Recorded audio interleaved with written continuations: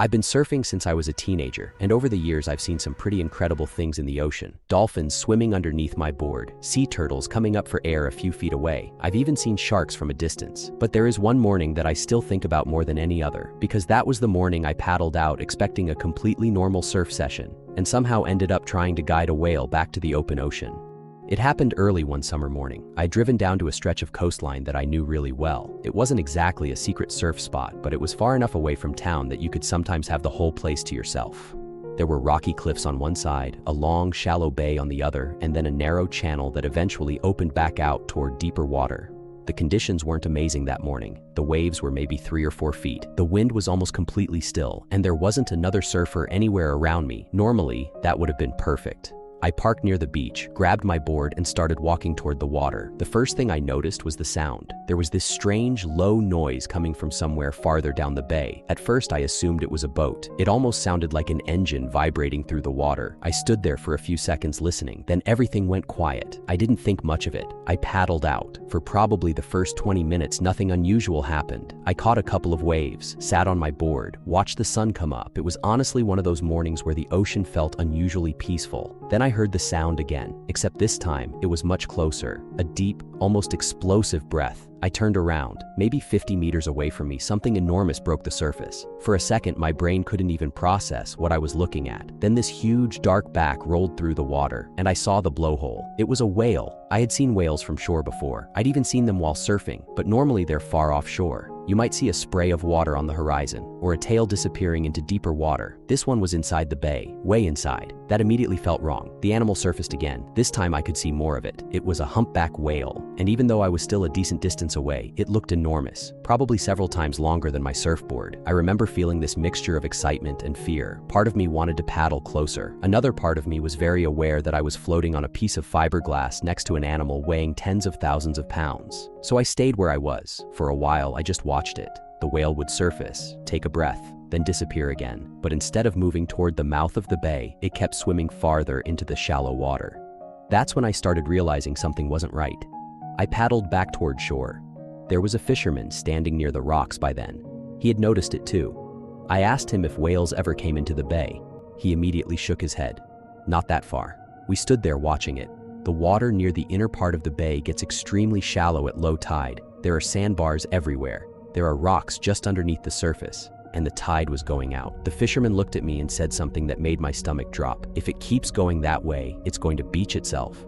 Someone called the local authorities. Then someone else called a marine wildlife rescue organization. Within maybe half an hour, there were a handful of people standing along the beach. But there was a problem. Nobody could get close enough to the whale. There were no rescue boats nearby. And because of the shallow water and rocks, bringing a larger boat into the bay would have been dangerous anyway. We could only watch. The whale surfaced again. This time, its body looked much closer to the bottom. Then it rolled slightly to one side. For a few seconds, part of its back stayed above the water. People on the beach started shouting. I remember one of the rescue workers saying, "It's running out of water." That was when I made what was probably one of the stupidest decisions of my life. I grabbed my board. One of the guys asked me what I was doing. I told him I was going back out. He immediately said no. And to be clear, he was right. A whale can injure you without even trying. One movement of its tail could knock you unconscious. If it panicked, I would have had absolutely no control over the situation. But the weird thing was, the whale didn't look aggressive. It looked confused. And for some reason, I thought that maybe if I could get on the opposite side of it, I could somehow encourage it to turn around. It sounds ridiculous saying that now. I wasn't a whale expert. I had no idea what I was doing. I was just a guy with a surfboard. Still, I paddled out. As I got closer, I realized how massive the animal actually was. When you see a whale from a boat, you don't really understand the scale.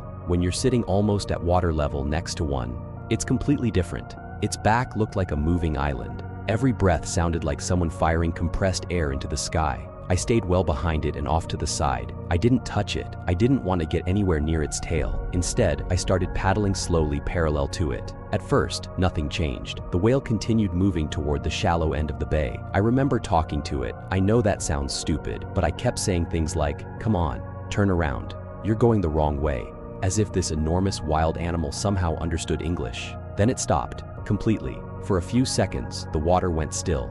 The whale surfaced. Its head came slightly out of the water, and I swear it looked directly toward me. I froze. I was maybe 15 or 20 meters away. For the first time, I could clearly see its eye. That was probably the moment I became genuinely scared. because suddenly this wasn't something I was watching anymore. The whale knew I was there, then it disappeared underwater. I couldn't see it, and that was much worse. I started looking around.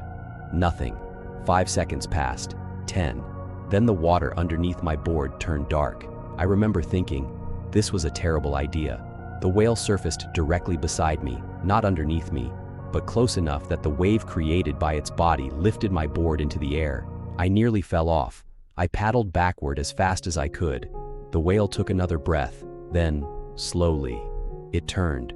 At first I wasn't sure if it was actually happening, but its head was now pointing toward deeper water. I started paddling in that direction. The whale followed, not directly behind me. It would swim off to one side, then stop, then surface again.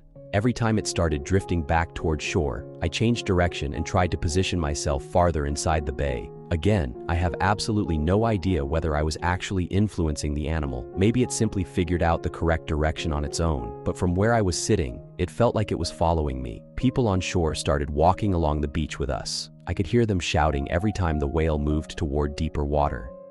For the next 20 or 30 minutes, we slowly worked our way toward the mouth of the bay.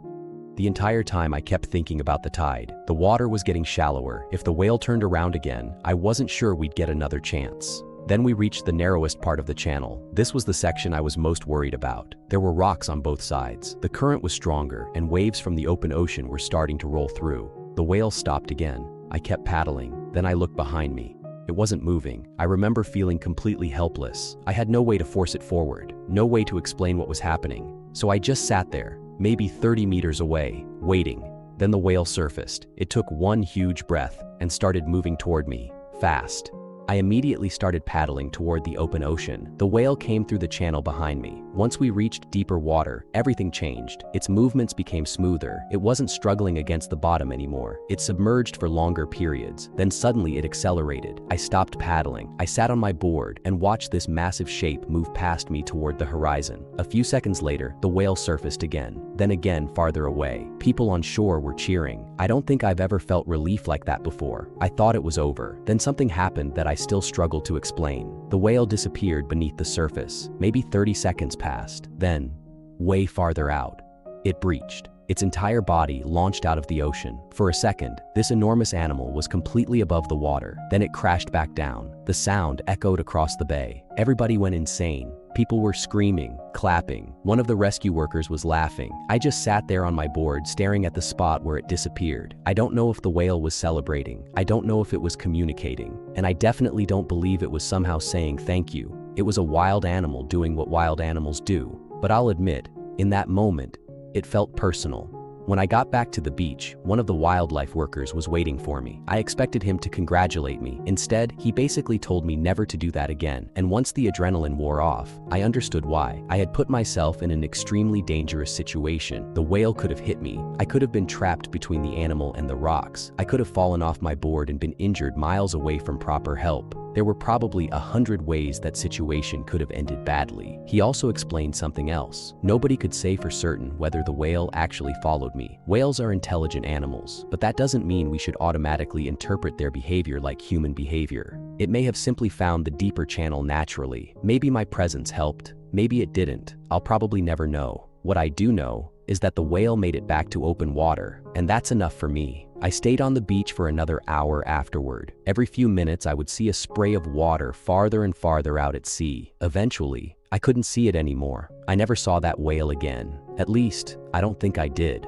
Every summer, humpback whales migrate through the waters near that coastline. Sometimes I'll be sitting on my board and see one surface far offshore, and for a second I always wonder, maybe that's it. Maybe somewhere out there is the same whale that nearly stranded itself in that bay. Obviously, I'll never know. But that morning changed the way I look at the ocean. Before that, surfing was mostly about waves, about catching the right conditions, about having fun. Afterward, I started realizing how much is happening underneath you every time you paddle out. You're entering somebody else's world, and no matter how comfortable you become, you're still a visitor. People sometimes tell this story like I saved a whale. I've never really liked saying that. I didn't pull it off the beach. I didn't rescue it with some complicated equipment. I didn't even know what I was doing. I was just in the right place, at exactly the right time, with a surfboard. And maybe, for a few minutes, a lost animal decided I was worth following. That's all. But every time I remember that whale disappearing toward the horizon, I'm incredibly glad that I followed it too.